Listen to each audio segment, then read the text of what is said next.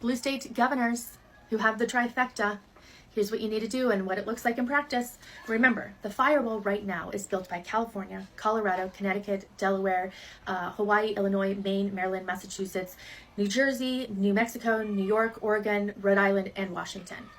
These are the states with a Democrat governor, House, and Senate. It's the full trifecta. First, we need more public defiance and direct communication. I want to see governors like Gavin Newsom, J.D. Pritzker, Kathy Hochul, Bob Ferguson, and Maura Healey on TV every day, hosting town halls and making clear statements. We refuse unlawful orders, and here's why. The law, the Constitution, and our people. So when a federal demand comes in, you don't wait. You go public, you explain your position, and you rally those who feel isolated, whether they're in red or blue states. Next, it's about visible unity and coordination. We want to see joint press conferences. Imagine if the governors of New York, California, Washington, and Illinois were standing together, signing mutual defense agreements live on national news, and issue executive orders at the same time. Send the message, attack one of us, you're going to face all of us, and then invite other states, and not just those with trifectas. It's so that the firewall can stretch across the entire United States of America.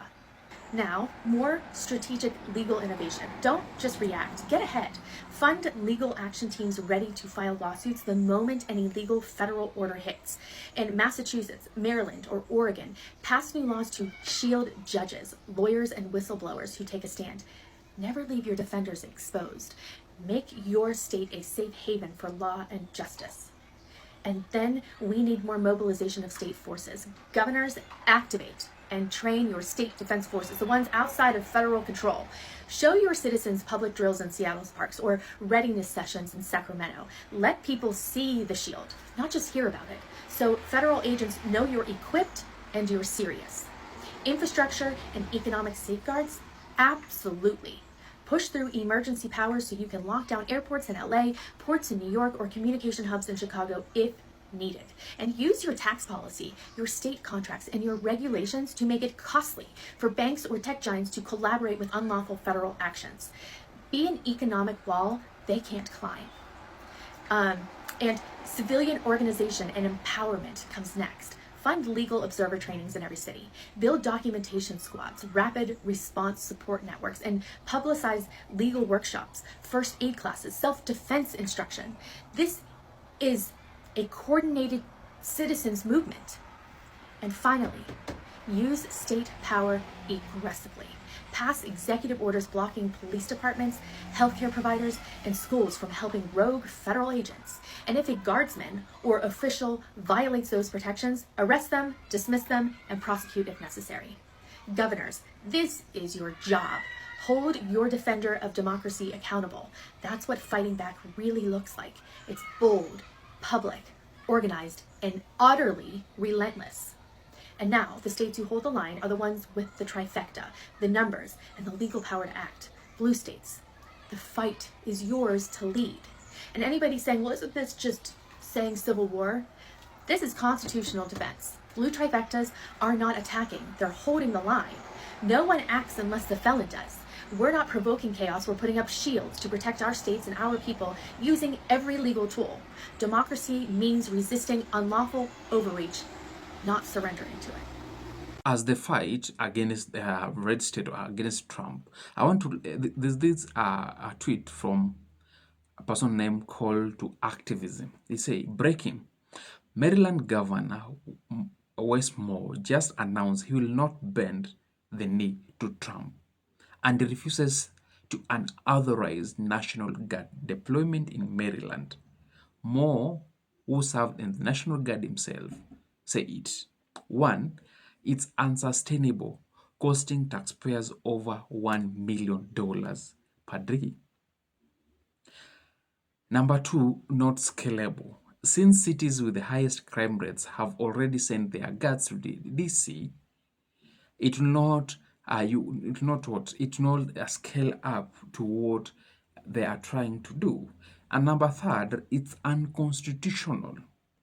Since cities with the highest, are a direct violation of the 10th Amendment, and it's forcing guardsmen to do jobs they are not trained for. is deeply disrespectful. Number 4, distraction. Why Trump is sending national guards to blue state area is distraction. More warns it is nothing but a political stunt designed to distract from plans or Trump disastrous economy policies that are making life harder and more expensive for everyday Americans. I think I've done a video before explaining or telling, how um, Trump is using what laws, is using military, is using FBI to settle political score.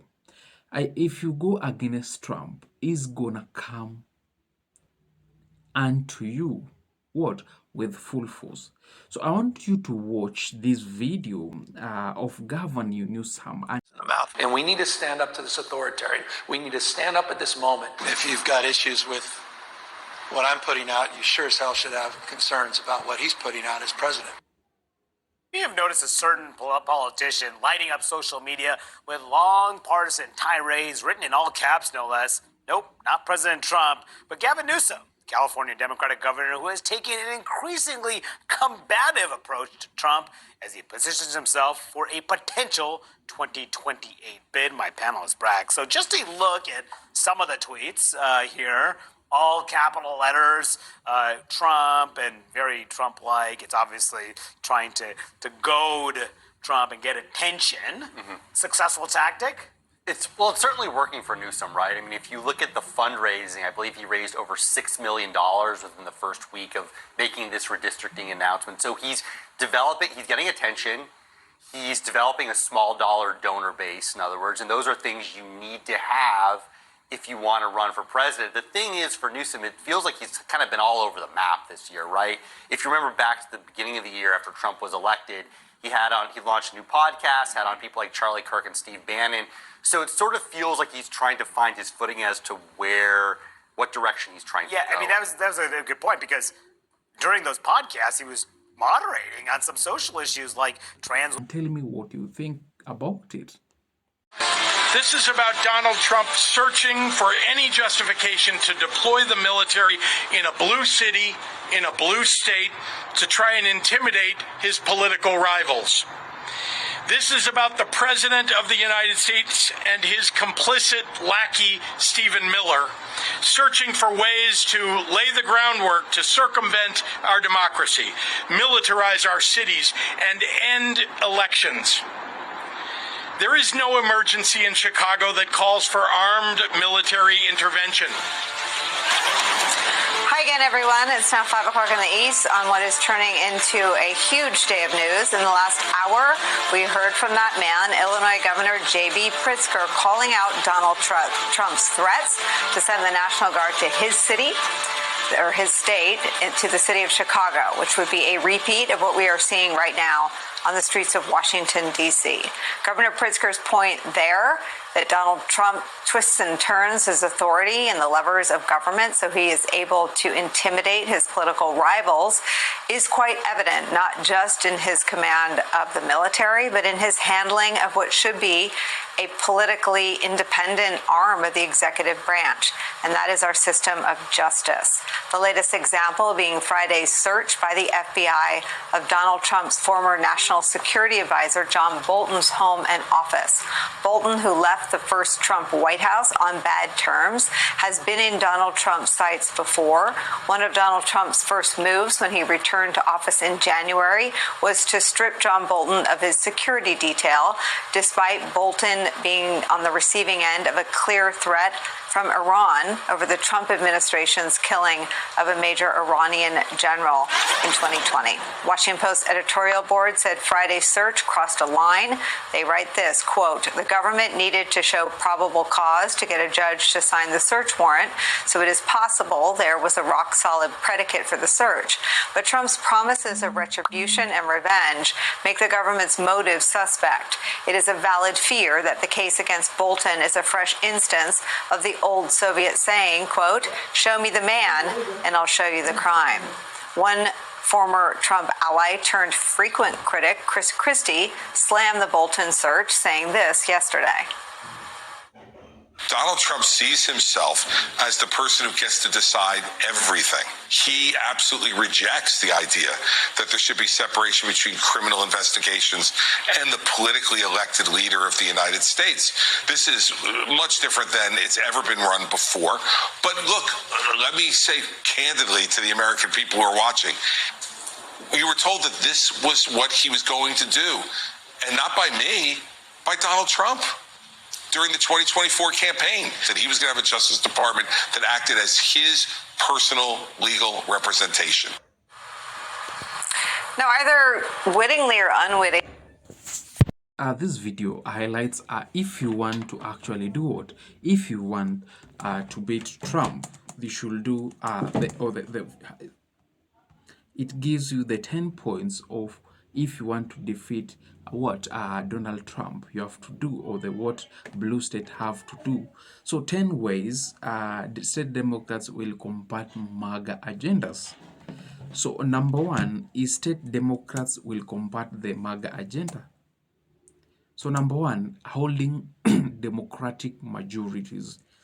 And you know, when Trump was trying to gerrymander Texas, you know, he was pushing away the Democrats from holding majority of the seats. So if blue states want to fight Donald Trump, they should actually come out with the laws from their districts to see how they can hold the majorities in these in these GOPs. Number 2 is breaking GOP supermajority. Number 3, that's number 2. Number 3 is protecting reproductive freedom. So we have talked about how Donald Trump. Okay, number 4, it's advancing climate initiatives. Then number 5, funding legal objections. It's number 6, building democratic power in 2025 and 2026. Number 7, safeguarding democracy. Number 8, lowering cost for working families. Number 9, advancing diverse representations and strengthening public schools. So all these points, like strengthening the public school, you know, Donald Trump government ended the DEI and diverse equity and inclusivity. So to fight back Donald Trump, is Democrats need to strengthen these 10 pillars. This is an article that's written, and I'll attach the link down in the comment section so that you can check it and tell us what do you think about it. So guys, thank you so much for watching till this time. If you haven't given the like, please drop your like, comment, and share with your friends. Hey Blue Warriors, till next time, be strong and peace out.